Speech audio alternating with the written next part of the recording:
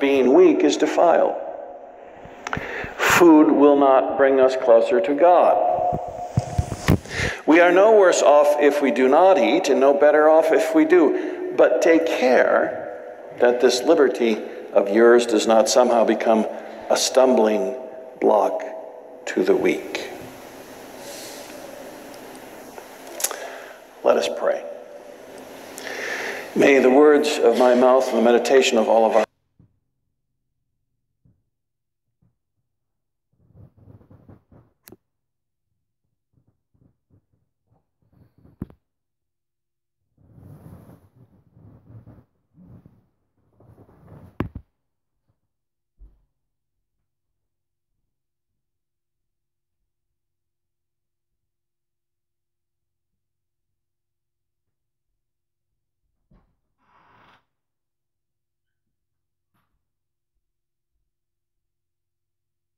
hearts be acceptable in thy sight, O Lord, our rock and our Redeemer.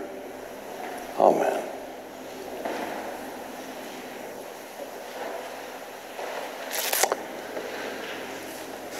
You know, as much as we might disagree with each other, especially now when the disagreements in our country are fairly contentious, as much as we might disagree with each other, in point of fact, pretty much everybody believe in some of the same things. I mean, we all believe in freedom of various types. We all believe in kindness. I mean, even your most strident opponent in some sort of debate that you might have would still believe it's a good thing to be kind. We all believe in truth within certain limits, you know. When Aunt Mary says, is this a beautiful hat that I have on, and it's an ugly hat, you may say the truth in a way that's not so hurtful. So we all believe in truth to some regard. We all believe in the common good, that we all should prosper in some regard. So the cover of the bulletin has a bunch of things that might go into our thinking when about what we believe in and what might help us make decisions at any given moment. And there's all sorts, that's a cloud. This picture on the internet is called a word cloud.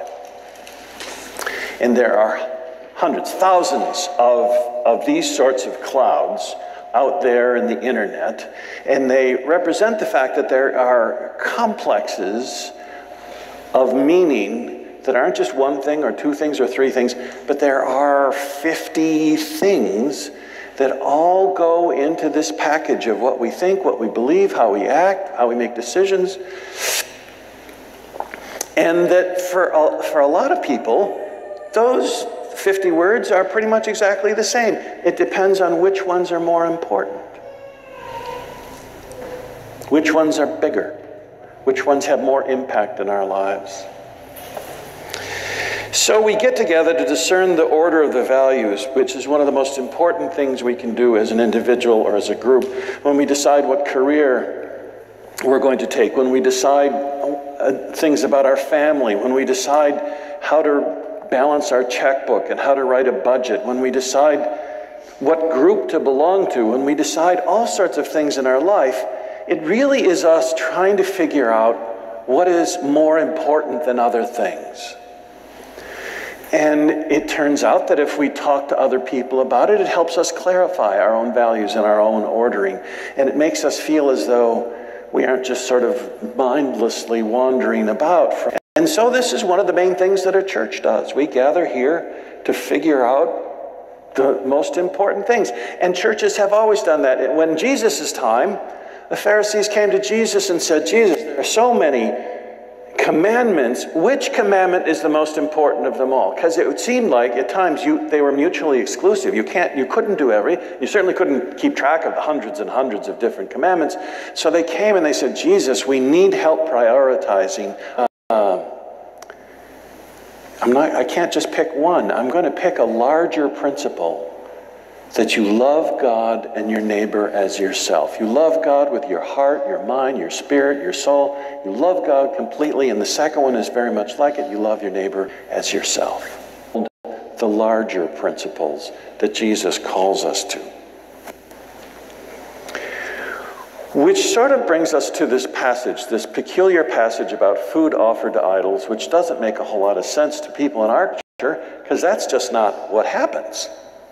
But in Corinth at the time, people who said grace over a meal. So you go to somebody's house and they say, so Paul says, well, we know, the first part of this passage, we know that Baal doesn't really exist. We know that Baal is, subject to even the idea of Baal doesn't matter. To Baal, that doesn't really matter because it's just not true. So Paul says, you could easily eat that food, but it might confuse them. It might say, oh, they're okay with that Baal thing because they're eating that food. And Paul says, no.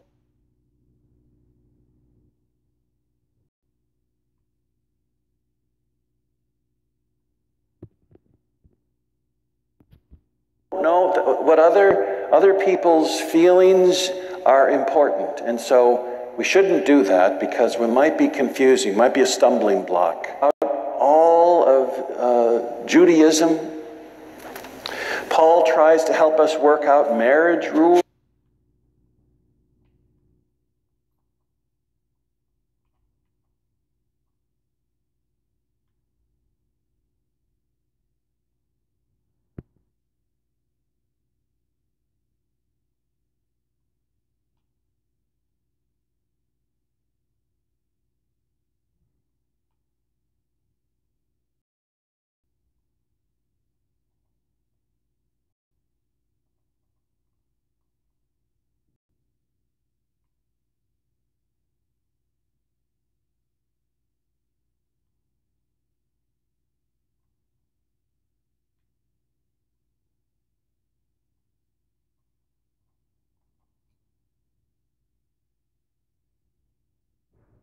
How many wives, and then the concubines, everybody seemed to be okay with concubines then. And then things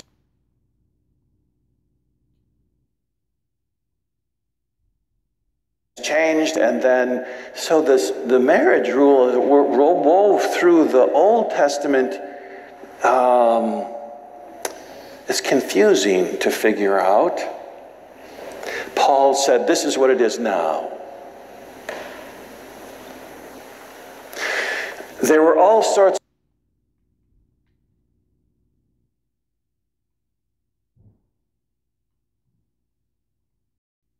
of important thing. For a while it was, did you do everything the way you were supposed to as a Jew before you could become a Christian? And for a while there was this whole debate in the church. It threatened to split the Christian church.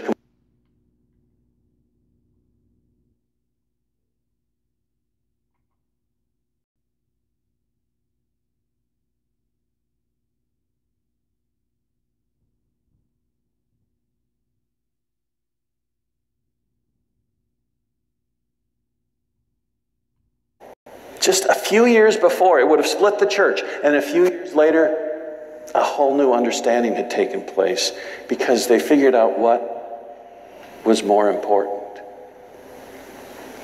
Food rules were always important in the Judaic tradition, as they still are today. So what was kosher, what you could eat, what you couldn't eat, how you could eat it, how it was prepared, these were all very, very important. You could get kicked out of a synagogue for not observing certain dietary rules. These were important, very important, and the Christian community had to figure out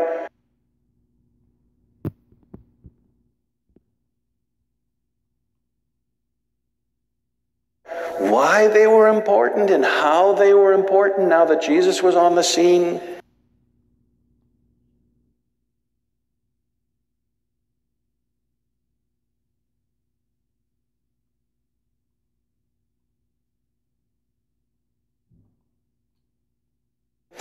And so the idea about really caring whether the food that they were about to eat at some banquet had been offered to Baal was more.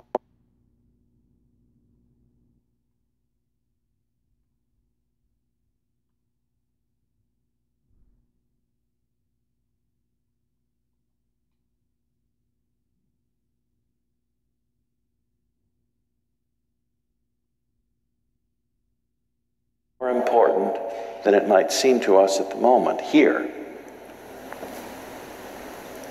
The passage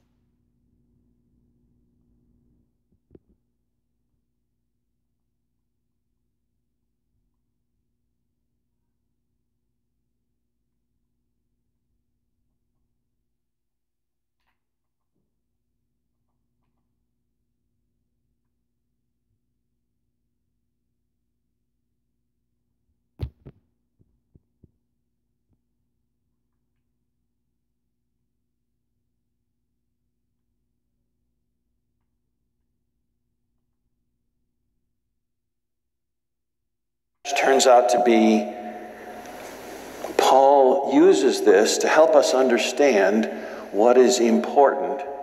And one of those things is how we might confuse people about who Jesus is.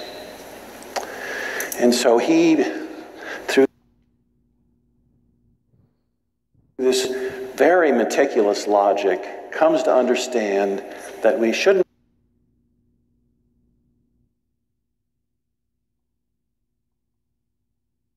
really eat food offered to idols because it will confuse people. It won't be the loving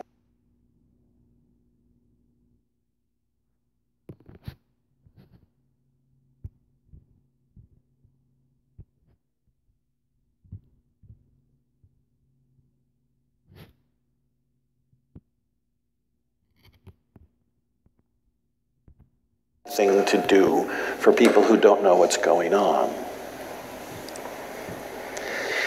And this is what we do as a church.